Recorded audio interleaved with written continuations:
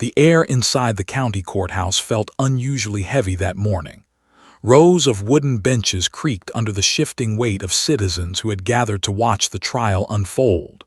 The walls, high and pale, seemed to absorb the silence and amplify the tension that lingered over everyone. This wasn't an ordinary case, and everyone present knew it. At the center of the storm sat the defendant, a man accused of orchestrating a series of violent robberies that had left the small community shaken for months.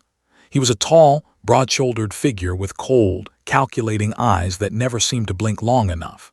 Even in the stiff confines of his suit, he exuded an unsettling arrogance, as though the courtroom itself was merely a stage on which he played his role. The jurors avoided his gaze, but they felt the weight of his presence pressing down on them. Judge, an older man with silver hair and a reputation for being both stern and fair, adjusted his spectacles as he glanced over the docket. He tapped his gavel gently, a symbolic reminder for everyone to maintain order. On one side of the room, the prosecution prepared their opening statement, shuffling documents and exchanging quick whispers. On the other side, the defense attorney leaned casually in his chair, flipping through a folder with the ease of a man who had done this 1,000 times before. At first glance, it looked like just another trial, but those who had followed the case knew better. The stakes were unusually high. Not only was the defendant accused of serious crimes, but whispers around town suggested connections to an even larger criminal network. Convicting him could mean breaking open a web of corruption. Failing to convict could mean he walked free, emboldened to continue. In the gallery, the air buzzed with curiosity and unease. Local reporters clutched their notepads, eager for a headline. Family members of victims sat quietly, their grief barely contained. Scattered among them were curious citizens who had taken time off work just to witness history unfold. Among these spectators sat a young mother in her late 20s, her dark hair pulled back into a neat bun. She wore a simple blouse and cardigan, nothing that stood out in the sea of faces. Beside her squirmed her 3-year-old son, restless and curious, too young to understand the gravity of what was happening around him. She had come out of a mix of civic duty and a desire to see justice served, though she regretted not finding a babysitter that morning. The little boy kicked his feet against the bench, his tiny sneakers thumping lightly against the wood. His mother placed a gentle hand on his leg, urging him to sit still. "Sweetheart," she whispered softly, glancing nervously at the bailiff who stood near the entrance. The child pouted, then shifted his attention to the front of the courtroom, his eyes widening with sudden fascination. It wasn't the judge, or the lawyers, or even the imposing figure of the defendant that caught his gaze. It was the dog. Sitting dutifully beside his handler near the prosecution's table was Rex, a German shepherd with a shiny coat and an aura of quiet authority. Rex was no ordinary dog. He was a police K9, trained extensively in detection, tracking, and protection. He had been part of the investigations that led to this trial, his keen nose uncovering evidence no human eye could have spotted. His presence in the courtroom was both symbolic and practical. He wasn't there for show. He was there because his role in this case mattered. The child's mouth opened in awe. His tiny hand tugged at his mother's sleeve, pointing insistently toward the dog. "Look," he whispered, his voice carrying a little too loudly. A few heads in the gallery turned, but quickly returned their attention to the proceedings. His mother hushed him again, patting his hand. "Yes, sweetie, I see. Just stay quiet, okay?" But the boy couldn't look away. Rex sat tall, ears pricked, eyes sharp and unblinking. To the child, the dog looked like a hero from one of his picture books, strong, brave, and mysterious. He studied Rex with the unfiltered curiosity only a toddler could possess. And though no one else noticed it at the time, Rex occasionally glanced back at the boy, his head tilting ever so slightly as if sensing the intensity of the child's focus. The trial officially began. The prosecutor rose, cleared his throat, and began laying out the case against the defendant. His words were precise, carefully chosen to outline months of investigation and mountains of evidence. He spoke of eyewitnesses, surveillance footage, and material items that tied the accused directly to the crimes. The jurors scribbled notes, their expressions serious. The defense attorney sat motionless, waiting for his turn to strike back. But in the midst of all this gravity, the toddler fidgeted. His small fingers tapped against the bench, his legs swung back and forth, and his eyes darted repeatedly to Rex. It was as though he could sense something no one else could, as if some hidden understanding had formed between boy and dog. His mother grew increasingly anxious. Every time he leaned forward, she gently pulled him back. Every time he whispered, she hushed him. She knew how serious these proceedings were, how inappropriate it would be for her child to cause a disturbance. Yet she couldn't silence the growing energy building inside him, the kind of restless determination toddlers are famous for. The boy's fascination wasn't simply casual interest, it was focused, intense. He pointed again, his lips forming silent words, his brows furrowed with childish seriousness. Rex, still poised and professional, gave a quiet huff of breath, his ears twitching as though he were waiting for something. Around them, the adults remained absorbed in the flow of the trial, unaware that an unexpected moment was approaching. They scribbled, they whispered, they listened, but they didn't see what was happening on that wooden bench near the back. They didn't see the way the child's eyes locked on Rex, the way his hand refused to lower, the way a sense of inevitability seemed to grow in the small space between them. The mother shifted uncomfortably, torn between dragging her son out of the room and staying to witness the trial. She didn't know that in a matter of minutes, her child's innocent voice would shatter the solemn atmosphere and redirect the course of justice itself.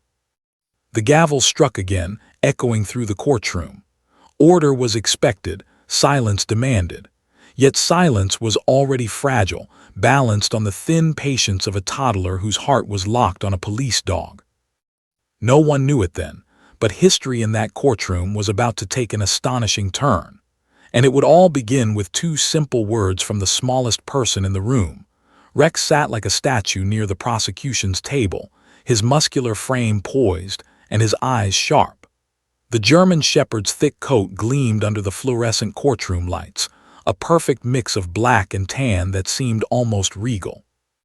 His handler, Officer Daniels, sat beside him, one steady hand resting lightly on the leash looped around his wrist. Daniels didn't need to pull or correct. Rex already knew the expectations. He was trained to remain calm, alert, and disciplined in even the most chaotic situations. To most in the room, Rex was just another fixture of the trial. He was there because he had played a role in uncovering evidence that prosecutors would soon present, evidence that tied the defendant to scenes of violence and theft. To the jurors, he was a symbol of justice, the silent guardian whose instincts had helped shape the case. To the defense, however, Rex was an unspoken threat, a reminder of the invisible but powerful force of truth that dogs like him carried. Yet to one small boy, Rex was not a symbol or a threat. He was alive, fascinating, and impossible to ignore. The toddler leaned forward on the bench, his little hands gripping the edge as his eyes remained locked on Rex. He studied every detail, the rise and fall of the dog's chest as he breathed, the way his ears twitched at every sound, the stillness of his powerful paws planted firmly on the floor. The boy's lips parted in wonder, a smile tugging at the corners of his mouth. He didn't see the trial or the tension or the weight of justice. He saw a friend. Rex, though trained to ignore distractions, seemed aware of the child's intense focus. Every so often his head turned slightly, his deep brown eyes flickering toward the gallery. When they met the boy's gaze, there was no bark, no growl, no break in discipline, only a quiet acknowledgement. For a fleeting second, it seemed as if the two understood each other in a way no one else in the courtroom did. Officer Daniels noticed the subtle glance but thought little of it. Rex was steady, reliable. He had been through countless hours of training and had worked in dozens of high-stress situations. A curious child in the audience wasn't going to distract him from his duty.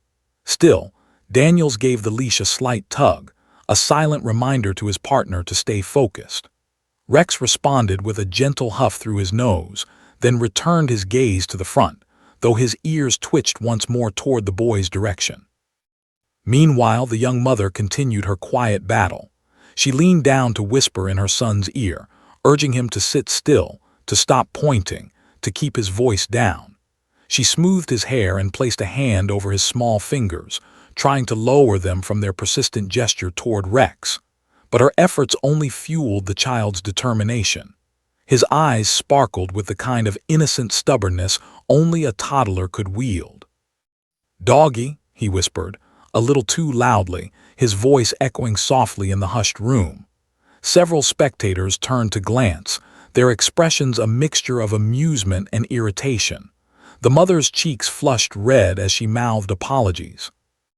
The prosecutor paused mid-sentence, casting a quick glance toward the gallery before resuming his statement.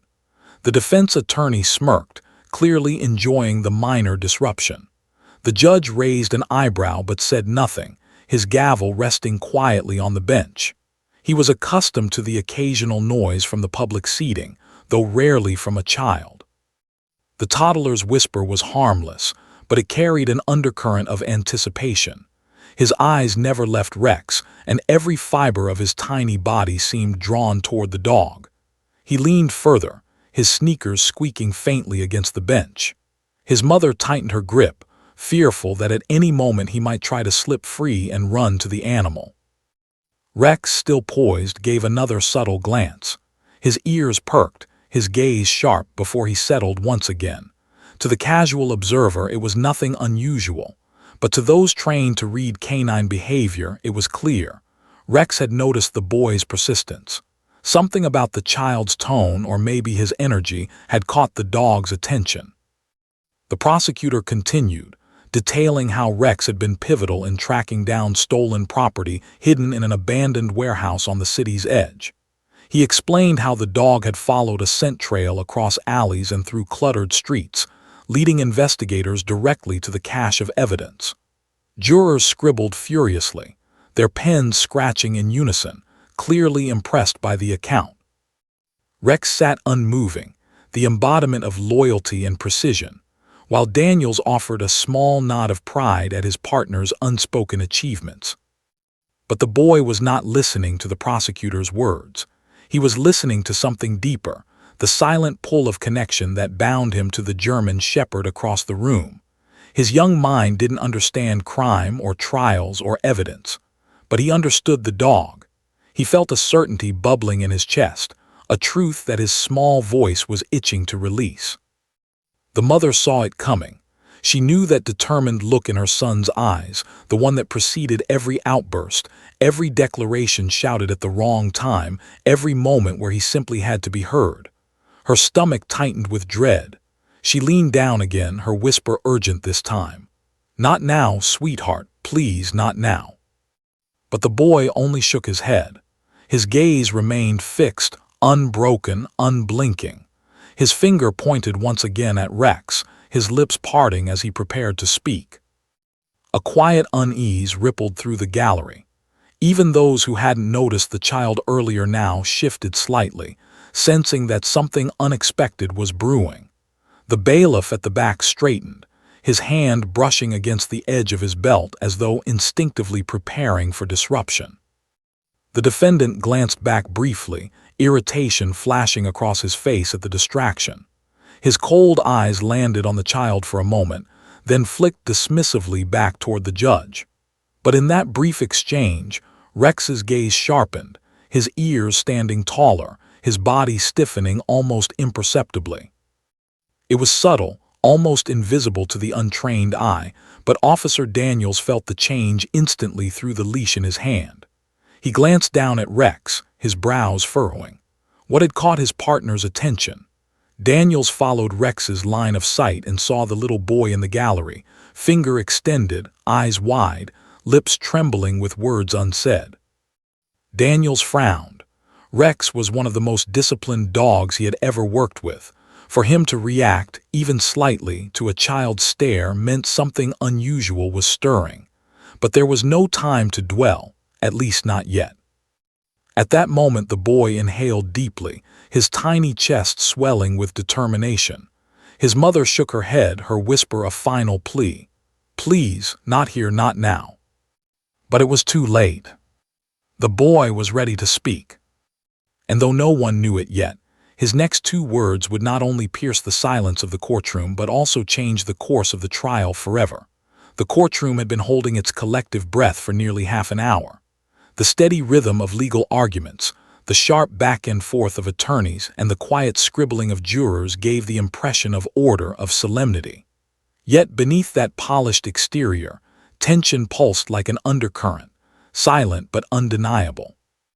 Everyone thought they knew how a trial should unfold. The prosecution lays out its evidence, the defense counters, the judge keeps things steady, and the jury listens carefully. But in that hushed chamber, where adults were so determined to play their roles, one small child was about to shatter the carefully constructed atmosphere. The boy's eyes locked onto Rex once more, unyielding, steady, filled with the kind of innocent conviction only a toddler could possess. His small body leaned forward, his hand thrust outward, pointing directly at the police dog. His lips parted, and for a second the entire courtroom seemed to freeze. His mother's hand clamped desperately over his arm, but she was a second too late. With a voice that rang out clear and piercing in the silence, the boy shouted two words. "Bad man." It wasn't a whimper, nor a whisper, nor a timid observation. It was loud, decisive, and filled with a startling clarity that drew every pair of eyes in the courtroom to him. Gasps rippled across the gallery. A woman in the front row covered her mouth. A reporter's pen froze mid-sentence. Even the jury, trained to remain stoic, snapped their heads toward the sound. The prosecutor faltered mid-question, blinking in shock at the unexpected outburst. The judge's gavel slammed against the block with a sharp crack. "Order," he thundered, but his voice did little to dispel the storm of whispers that suddenly erupted around the room. And then, just when silence seemed possible again, Rex moved. The German shepherd's ears shot upright, his head snapping toward the boy. A low, guttural growl rumbled from deep within his chest, a sound that was both warning and declaration. His muscles tightened, and he shifted forward slightly on his paws, his gaze flicking between the child and the defendant. Officer Daniels felt the tension instantly through the leash. He tightened his grip, pulling Rex back gently, murmuring commands under his breath. But the dog's focus was unshakable. His eyes locked on the man at the defense table, his body radiating a primal certainty that only heightened the unease in the room. The defendant shifted in his chair. For the first time that day, his mask of composure cracked. His jaw tightened, and a faint twitch flickered across his left eye. He leaned back slightly, crossing his arms, but his gaze darted, just for a second, toward the boy who had spoken. That fleeting look did not go unnoticed. The mother's face turned crimson as she gathered her child into her arms, whispering frantic apologies. "I'm so sorry, Your Honor. He doesn't understand. Please, he's just a little boy." Her words tumbled over themselves, desperate, terrified of contempt charges, desperate to undo what had already happened. But the words couldn't be undone. They lingered in the air, hanging heavy, echoing in every corner of the courtroom. "Bad man."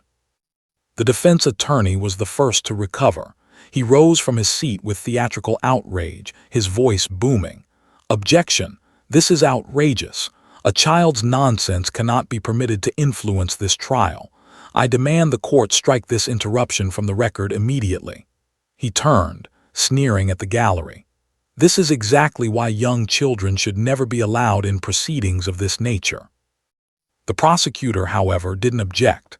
He remained standing, his eyes narrowed not at the child but at the defendant, observing closely the flickers of unease that betrayed him. Slowly, deliberately, he closed the folder in his hands, as though signaling he had just discovered a new angle he hadn't considered before. The judge pounded his gavel again. "Silence!" His voice boomed, but even he couldn't mask the ripple of uncertainty that spread through the room. He adjusted his spectacles, eyes narrowing at the boy and then shifting toward the dog, whose growl hadn't entirely ceased. Finally, the judge sighed, his tone weary but firm. "We will take a short recess. This court will reconvene in 20 minutes." The gavel came down again, final and absolute, but the air remained electric with tension. As the courtroom began to shuffle into recess, murmurs exploded into full-blown chatter. Reporters rushed to scribble notes, already sensing a sensational headline. Jurors exchanged uneasy glances, whispering behind their hands. Spectators leaned close to one another, replaying the moment in hushed tones. At the center of it all, the young mother clutched her son tightly, wishing she could disappear into the wooden bench. Her boy, blissfully unaware of the storm he had unleashed, squirmed in her arms, eager to keep his eyes on Rex.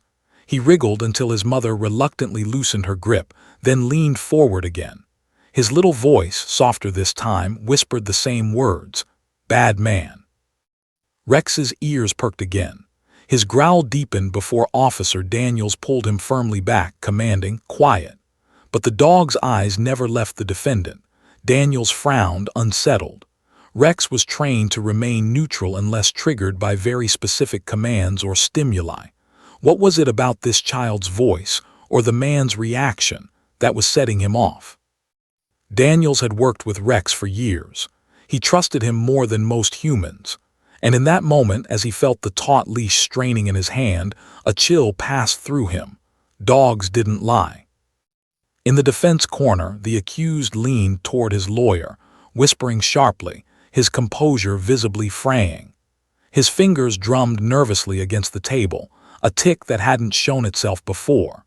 His attorney tried to wave it off, but his pale complexion betrayed the fear simmering beneath the surface. The prosecutor, meanwhile, walked deliberately to his table, his eyes glinting with thought. He didn't say anything yet, but he knew one thing for certain. This interruption had rattled the defendant more than any piece of evidence presented so far. And sometimes, in a courtroom, rattling was the first step to unraveling. The gallery emptied slowly into the halls, buzzing like a hive. But inside, near the front, Rex remained sitting, eyes fixed, body tense. The boy kept pointing, repeating his phrase in a soft sing-song murmur.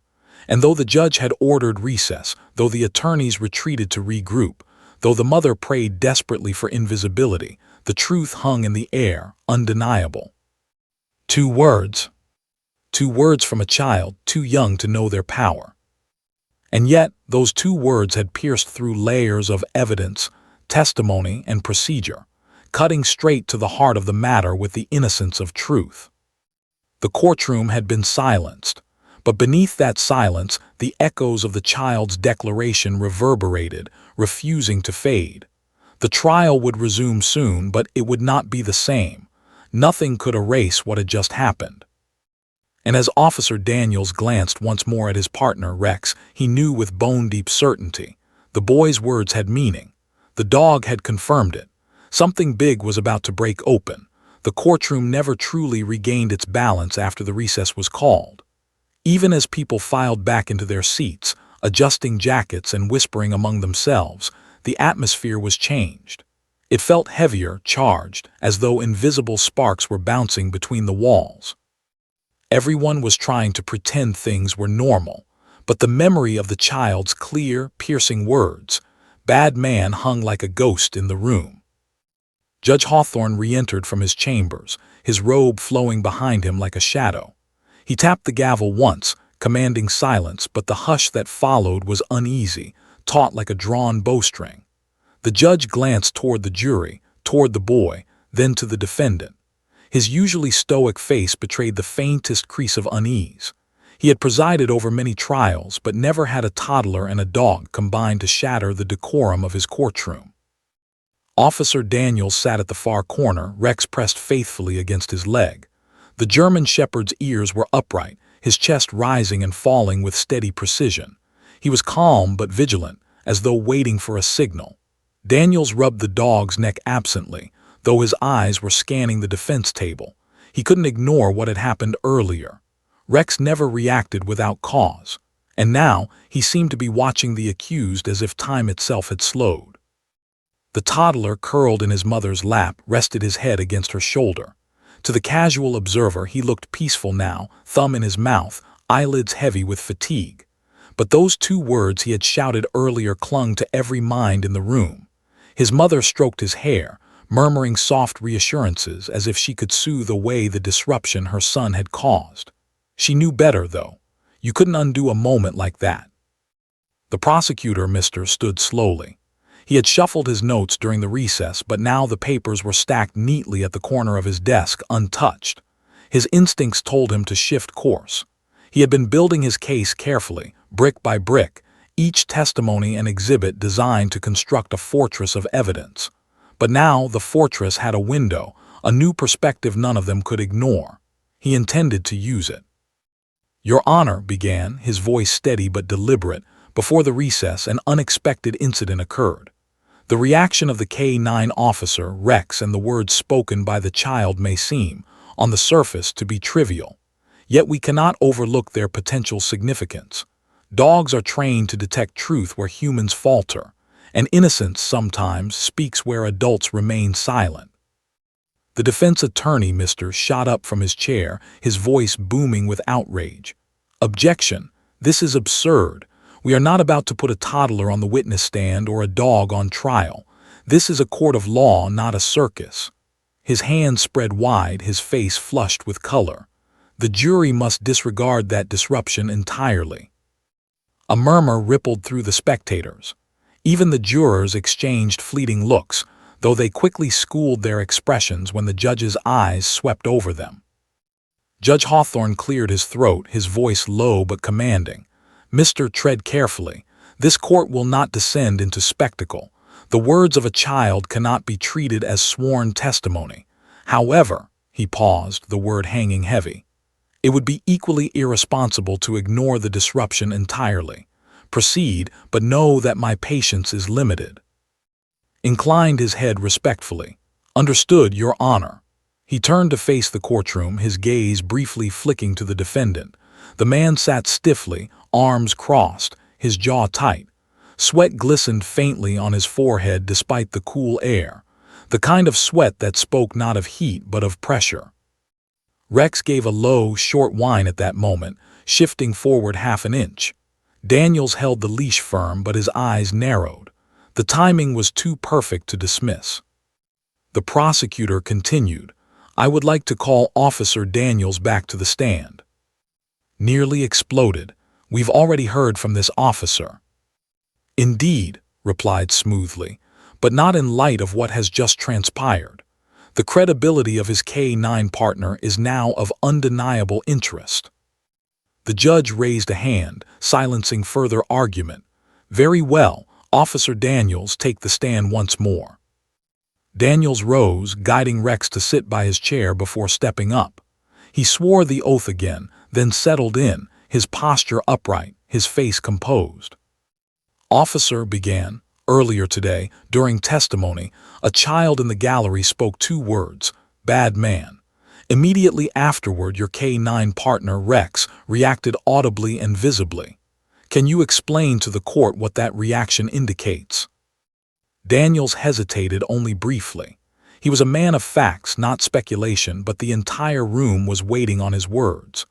"Your Honor, ladies and of the jury, Rex is trained to respond to specific verbal cues and to alert me when he detects stress, fear, or deception. His growl earlier was not random. It was a targeted response. He was focused not on the child but on the defendant." Gasps rose again. The judge banged his gavel for silence, but even he could not fully suppress the stir. "Are you suggesting," pressed, "that Rex interpreted the child's words as a kind of command, or that he confirmed the sentiment behind them?" Leapt to his feet. "Speculation." "Withdrawn," said quickly, pivoting. "Let me ask instead, Officer, in your professional opinion, does Rex respond without cause?" Daniels' voice was firm. "No, sir. In all my years with him, he has never reacted without reason." The weight of his words settled like stone in the room. The defendant shifted uneasily in his chair. His attorney leaned close, whispering furiously, but the man's hands betrayed him, clenched fists, knuckles white, fingers trembling.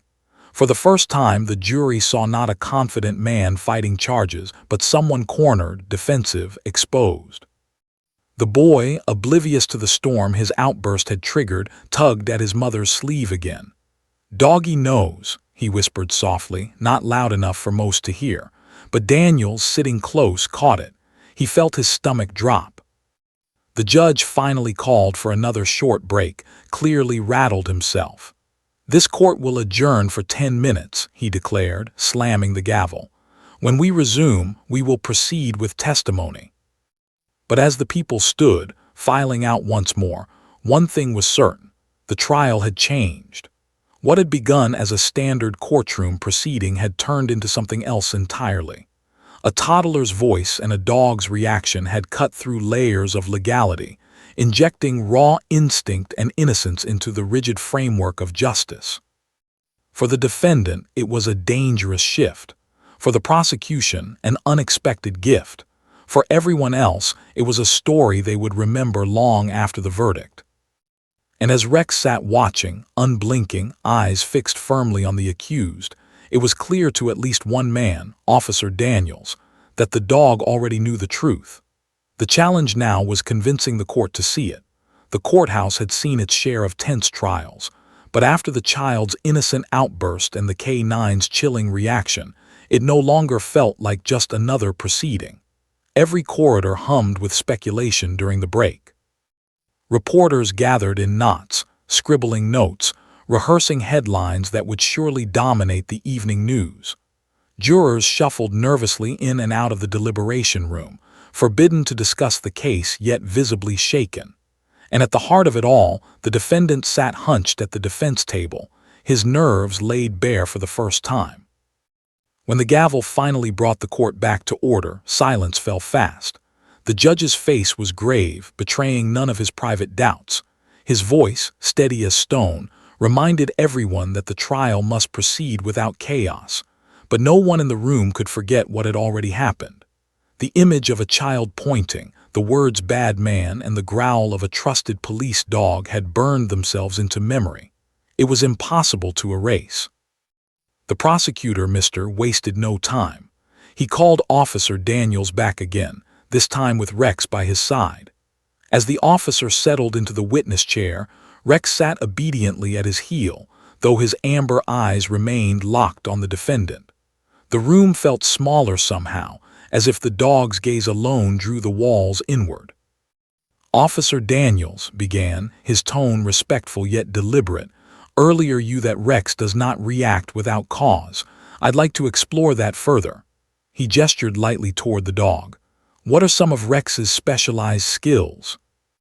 Daniels sat. "Rex is a dual-purpose K-9. He's trained in narcotics detection, tracking, suspect apprehension, and article searches. He also has advanced behavioral recognition training. He alerts when he detects stress, aggression, or deceit during interviews and interrogations." Gasps echoed faintly through the gallery. This wasn't just a loyal police dog. This was an animal honed to read human behavior with uncanny precision. And continued, "Was Rex involved at any point in the investigation related to this trial?" "Yes, sir. Rex was used during a search of the suspect's vehicle and property. At the time, he alerted on the trunk of the defendant's car, but nothing conclusive was found. The defense argued contamination, and the evidence was dismissed." The defense attorney, immediately leapt to his feet. "Objection! This line of questioning is irrelevant. The matter of the vehicle was already ruled inadmissible." But Judge Hawthorne leaned forward, his brow furrowed. "I will allow it with caution. Proceed, Mr." Daniels nodded once. "At the time, I thought it was a false alert, but Rex doesn't make mistakes. I didn't have proof then. Now," his voice faltered and he glanced at his partner. Rex hadn't shifted his gaze once. "Now I believe he was onto something all along." The courtroom rippled with murmurs. The jurors leaned forward, eyes wide. Even the stenographer's fingers slowed slightly on the keys, as though caught up in the weight of the revelation. The defendant shifted again, his composure unraveling. He tried to hide it with a smirk, but his knee bounced under the table, a jittery rhythm he couldn't control. Rex's ears twitched at the sound. Pressed on, sensing blood in the water. Officer Daniels, during the recess, did anything unusual happen with Rex? Yes, sir. While the gallery was clearing, the child approached Rex. He repeated the same words he had said before, quietly this time. Rex responded by engaging his scent-tracking behavior, as if he were detecting something new. Something new? Daniels hesitated, then explained. Rex began circling and sniffing near the defense table, specifically near the defendant himself. He displayed alert behaviors consistent with detection. The room erupted. Gasps, whispers, a few muffled cries. Reporters scribbled furiously, pens scratching like fire. The judge slammed his gavel. Order, order. One more outburst and I will clear this gallery. His words rang harsh, but his eyes betrayed unease. Even he had noticed the subtle tension, the way the air seemed to tighten around the defendant every time the dog moved. The boy's mother buried her face in her hands, yet her son, perched on her lap, whispered again with quiet certainty, "Bad man." The defense attorney finally exploded. "This is a farce. You cannot convict a man based on the babble of a child and the instincts of an animal." His voice cracked as he slammed a hand on the table. "Where is the hard evidence? Where are the facts?" But for the jury, the facts were already morphing. They had seen the defendant sweat, twitch, and unravel under the weight of innocence and instinct. They had heard the officer's steady voice, watched the dog's unwavering focus, and felt the shift in the room. Sometimes truth wasn't a single smoking gun. It was the accumulation of moments that stripped away lies. Leaned in, his voice low but lethal. "Ladies and of the jury, you may ask yourselves, why would a child with no understanding of this case point at that man and declare him a bad man? And why, at that precise moment, did a trained K-9 confirm it with his behavior? Coincidence? Or truth breaking through, unfiltered?" The defendant slammed his hand on the table. "This is ridiculous. I didn't do anything." His voice cracked, raw with desperation. And though his lawyer tried to shush him, the damage was done. The jury had seen the panic in his eyes. Rex gave a sharp bark, sudden and commanding. The sound ricocheted off the courtroom walls like a gunshot. The judge nearly dropped his gavel. Officer Daniels tightened the leash. "Easy, boy." But inside, his own pulse raced. He had seen Rex bark like that only when certain, only when he recognized something undeniable. Silence pressed down heavy. Every person in that room, from the jurors to the stenographer, felt it. Something had shifted irreversibly. The shocking connection was no longer just the child's innocent words. It was the alignment of instinct, innocence, and justice. A toddler had spoken the truth without knowing it. A dog had confirmed it without hesitation. And now, the man at the defense table could no longer hide behind his lawyer's words. The trial wasn't over, but the tide had turned. Everyone knew it. And as the judge finally adjourned for the day, banging his gavel with unusual force, the gallery spilled into the hallway, buzzing with disbelief. Reporters shouted into phones, jurors whispered nervously, and townsfolk murmured prayers or curses depending on their loyalties.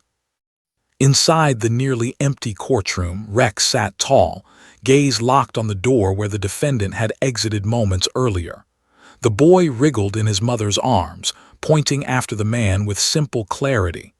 "Doggy knows," he whispered again. And in that moment, Officer Daniels knew the child was right. The shocking connection was undeniable now. The truth was clawing its way into the light, and no amount of legal maneuvering could bury it again. The courtroom had always been of words, logic, and evidence, but as the sixth day pressed on, it felt more like a pressure cooker, every second adding unbearable weight. The defendant, who had walked into this trial with his chin raised, and his swagger unshaken, now sat slouched in his chair, hands trembling as though his own body betrayed him. What had once seemed like a well-fortified defense was beginning to unravel thread by thread, and everyone in the gallery could feel it. The prosecutor began the morning with a quiet intensity. He carried no flamboyant gestures, no fiery rhetoric, only a methodical calmness that unnerved the defense. On his desk sat a stack of fresh exhibits and a few carefully chosen photographs. "Ladies and of the jury," he said as he turned to face them, "we are nearing the point in this trial where you must weigh not only the evidence but also the behavior of the accused. Behavior speaks when words falter." With that, he introduced a witness the defense had not anticipated, a neighbor from the defendant's apartment complex. She was an older woman with kind eyes and steady composure, her voice unshaken as she described late-night arguments she overheard, suspicious visitors at odd hours, and a moment months ago when she had seen the defendant with an object that looked alarmingly similar to the evidence presented earlier. The defense attorney shot up with objections, calling her unreliable, but the judge overruled most of them. The jury leaned in, every word pulling them closer to the prosecutor's narrative. The toddler, sitting quietly with his mother, had become something of a symbol now, innocence in the middle of chaos. Reporters scribbled feverishly, occasionally glancing toward the boy as though his presence alone justified their coverage. Yet what went unnoticed to many was the K-9 Rex, who remained a sentinel at Officer Daniel's side. His calm exterior was deceiving. Each time the defendant fidgeted, Rex's ears twitched, his focus unwavering. Jurors stole glances at the dog, and though they were instructed not to be swayed by emotion, the sight of a trained police animal refusing to break attention from one man carried its own silent weight. The defense attorney tried to regain control by recalling one of their expert witnesses, a forensic specialist who had previously poked holes in the prosecution's timeline. Yet under redirect, the prosecutor exposed inconsistencies in his earlier testimony. "Isn't it true," he pressed, "that your analysis was conducted using incomplete records provided by the defense?" The expert faltered, hesitated, then admitted it was possible. That hesitation was like blood in the water. The prosecutor seized it, dismantling credibility piece by piece, until the witness left the stand visibly shaken. The jury took note. The defense table looked cornered, and the defendant himself, his mask of indifference had shattered. Sweat streaked his brow, his lips chewed raw, his once-proud suit wrinkled under the weight of his fidgeting. At one point he muttered harshly to his attorney, loud enough for the stenographer to catch snippets. "This is falling apart. You said they would." He cut himself off, realizing too late that his panic had been documented. The prosecutor's momentum grew. One by one, he layered the case with corroborating testimonies, showing how the defendant's alibi was weak, how his connections to shady associates weren't coincidences but patterns, how even his demeanor betrayed him. It wasn't a fiery takedown but a slow, tightening grip, like watching a net close around a struggling fish. Then came the turning point. A recess was called for lunch, but the defendant refused to leave quietly. He stood abruptly, pointing at the toddler in frustration. This is absurd. You're all listening to a child who can barely talk." His voice echoed harshly against the oak-paneled walls. Gasps rippled through the gallery.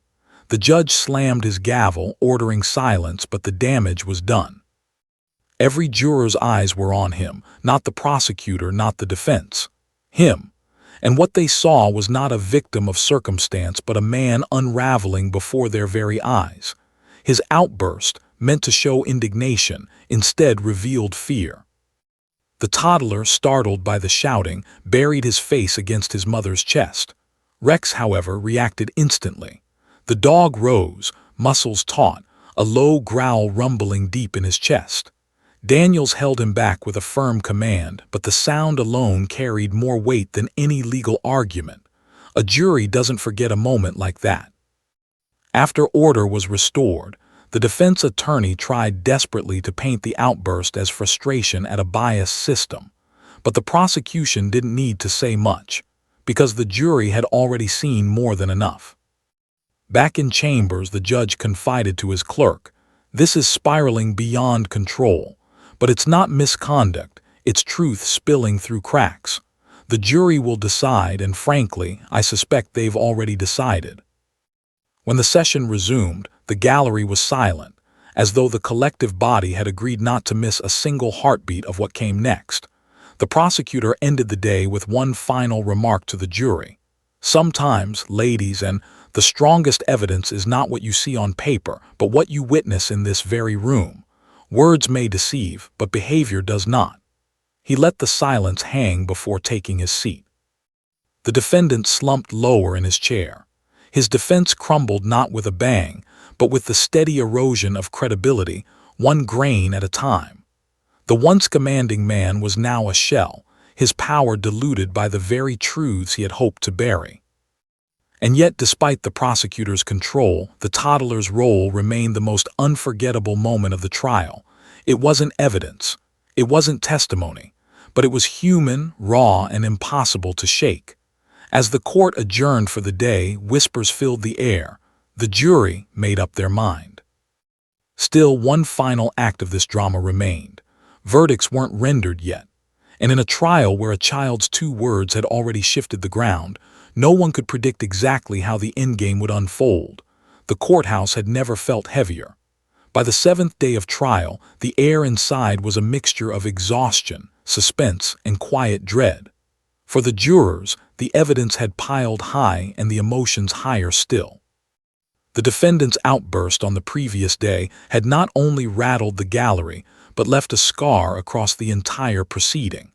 People were no longer asking whether he was guilty.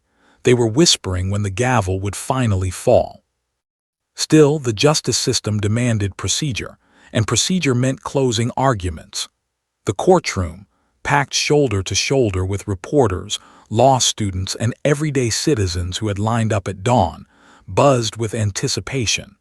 Even the marble walls seemed to hold a low vibration, as if the building itself understood the gravity of what was about to happen. The toddler sat quietly with his mother, oblivious to the magnitude of the day. His small hands clutched a soft toy car, his eyes wide with childlike curiosity. Every so often, he would glance toward Rex, the German shepherd stationed dutifully at Officer Daniel's side. And each time, Rex returned the look with something that seemed almost protective, almost paternal. The bond between the child and the dog had become a symbol of the case itself. Innocence paired with loyalty, standing against corruption and cruelty. The judge entered promptly at 9. His robe rustled as he sat, expression stern but tired. He had presided over countless cases in his decades on the bench, but never had he seen one take such an unexpected turn. He cleared his throat, addressing the jury. "We are here today to hear the closing arguments. I remind you, the words you are about to hear are not evidence but interpretations. It is your duty to decide truth from the whole picture, not from a single brushstroke." The prosecutor rose first. He stood tall, shoulders squared, voice calm but charged with conviction. "Ladies and of the jury," he began, "justice is not always straightforward. Sometimes it hides beneath layers of deception. Sometimes it is drowned out by lies. And sometimes it takes the pure voice of a child to remind us what is right in front of us."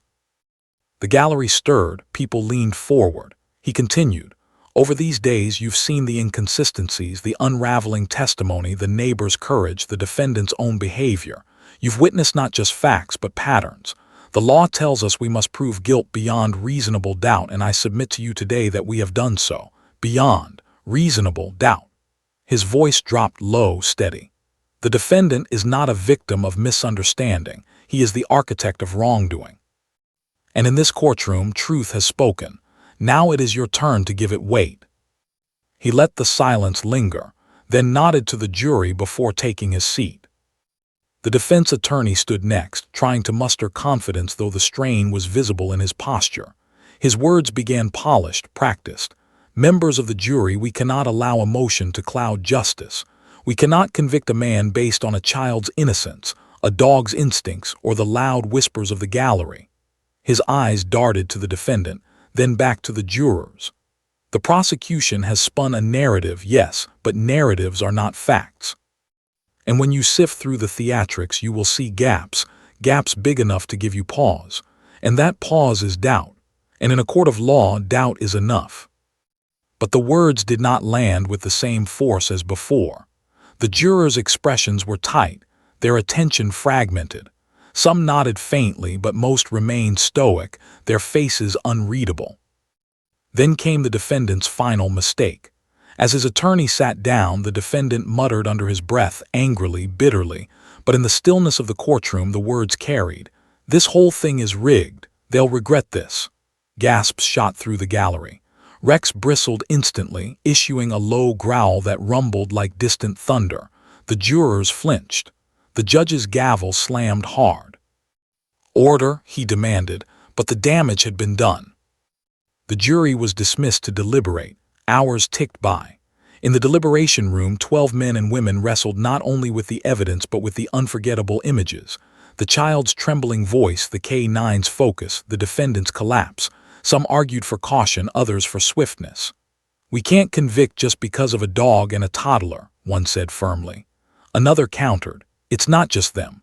Look at the testimony, the lies, the way he lost control." Everything points in the same direction. By late evening, tension outside the jury room had reached a fever pitch. Reporters waited on the courthouse steps, broadcasting live updates. Crowds gathered, chanting for justice, their voices echoing into the night. The mother of the toddler sat silently, rocking her child, whispering lullabies while trying to shield him from the storm his two words had unleashed. Inside, the judge dozed in his chambers, though uneasily. Officer Daniels leaned against the wall, Rex at his side, the loyal dog resting but never truly off guard. He had served through countless operations, faced danger in the field, but somehow this trial felt heavier than all of it. He scratched Rex's head absently. "Almost done, partner," he whispered. At last the bailiff announced, "The jury has reached a verdict." Gasps and murmurs flooded the hallways. Reporters scrambled into position, notebooks and cameras at the ready. Families gripped each other's hands, while strangers held their breath together. The jury filed back in, solemn, eyes lowered. The foreperson clutched the folded paper that would soon decide the course of one man's life. The judge called the court to order. Silence blanketed the room, so deep that the rustle of paper sounded like thunder. The foreperson rose, voice steady but grave. "In the matter of the state versus," she paused, glanced at the defendant, then at the jury. "We, the jury, find the defendant." The pause stretched, unbearable. The toddler stirred in his mother's lap, whispering softly, as if repeating the two words he had spoken days ago. Rex lifted his head, ears alert. The entire room leaned forward in unison, hanging on the edge of history. And then, with a final breath, the foreperson spoke the single word that would echo through the courthouse and beyond. "Guilty." The gallery erupted, some with cheers, some with sobs, others with stunned silence. Reporters sprinted for phones, dictating headlines into microphones. The judge slammed his gavel repeatedly, but even he could not fully contain the flood of emotion. The defendant collapsed into his chair, pale and trembling. His attorney placed a hand on his shoulder, but it was a hollow gesture. Their fight was over. Rex barked once, a sharp, decisive sound that cut through the noise like a victory cry. The toddler clapped his tiny hands, oblivious to the gravity but sensing the relief in the air. And for a fleeting moment, the entire courtroom seemed to exhale together. The trial was finished. Justice had spoken. But the story was not yet done. For the aftermath, the lives changed, and the legacy of that child's two words were still to unfold in the final chapter. The courtroom slowly emptied after the gavel fell, but the echoes of the word guilty clung to the air long after the spectators shuffled out into the night. It was not just another conviction. It was a moment that seemed destined to ripple beyond the walls of that courthouse. For those who had been present, the trial would be etched into memory forever. A toddler's innocent declaration, a dog's unwavering instinct, and the fragile humanity exposed when a mask of lies crumbled. Together, they had shaped an outcome that no one could have predicted. The child's mother lingered in the courtroom, holding her son close while reporters clamored in the hallways. Microphones and cameras crowded the exit, desperate for a statement. She shielded her son's face and whispered to him, "Almost home, sweetheart."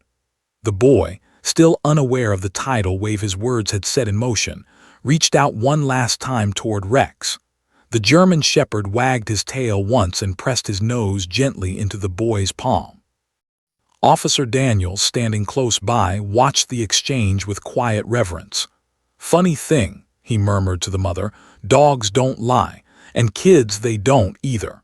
His words were simple, but they carried the weight of everything that had transpired. The defendant was led away in handcuffs, his head bowed, shoulders trembling. For him, the future was now certain: prison bars and endless days to contemplate the downfall he had brought upon himself. His lawyer whispered bitterly in his ear, but there was nothing left to salvage. The jury's decision was final, and the gallery's eyes had already moved on. Outside, the courthouse was ablaze with lights. News anchors spoke into cameras, their voices urgent and dramatic. In an extraordinary turn of events, one reporter announced, a child's spontaneous outburst and the reactions of a trained K-9 became the turning point in today's historic verdict.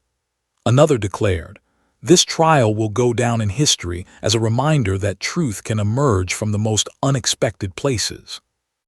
The mother, exhausted and overwhelmed, declined interviews.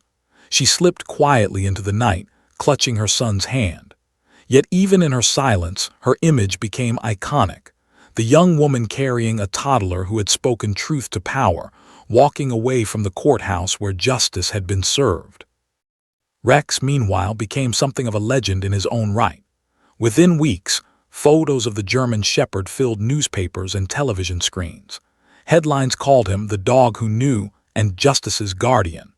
Officer Daniels received letters from across the country, thanking him for his years of service and praising Rex's extraordinary loyalty and instinct. Children mailed in crayon drawings of the brave dog who had sat so still, so watchful in that courtroom. But beyond the media frenzy, the case sparked deeper conversations. In law schools, professors debated the ethical implications of the trial. Could a toddler's words truly influence a jury? Should a dog's behavior be considered instinctive evidence? Some argued the case walked dangerously close to theatrics. Others countered that justice is not always tidy, and truth does not always come from sterile facts. It sometimes emerges in raw, unfiltered moments. For the jurors, life would never return to normal. They carried the weight of their decision, but most admitted privately that the child's voice had lingered in their minds during deliberations. It wasn't evidence in the legal sense, one juror later explained, but it was a spark. It made us look harder at the testimony, at the defendant's behavior, at the inconsistencies. It wasn't proof, but it reminded us to pay attention to everything, not just what was written on paper. Weeks passed. The story slowly faded from headlines, replaced by new scandals and trials. Yet in quiet corners of America, the tale was retold.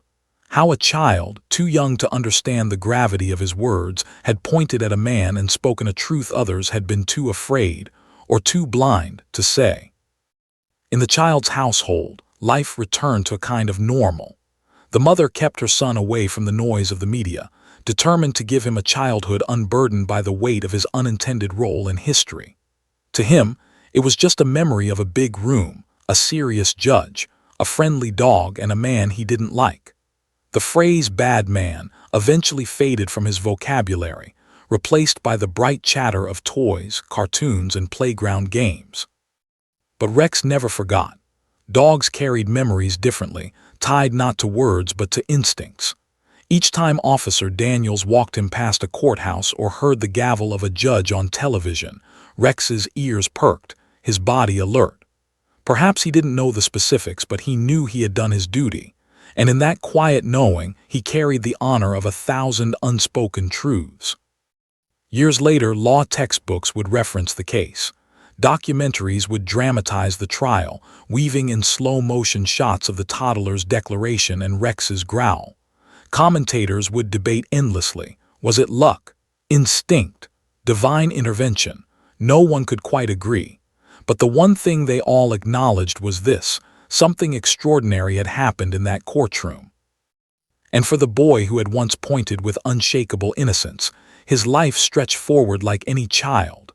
He would grow, learn, stumble, and rise again, perhaps never fully understanding the moment that had defined him in the eyes of strangers. But for those who had been there, those two words would never be forgotten. Because sometimes justice doesn't arrive in grand speeches or airtight evidence. Sometimes it arrives in the smallest of voices, in the wag of a tail, in the piercing honesty of innocence. And long after the courthouse lights dimmed, long after the cameras turned away, the legacy of that trial endured. Two words, spoken by a child, confirmed by a dog, remembered by a nation.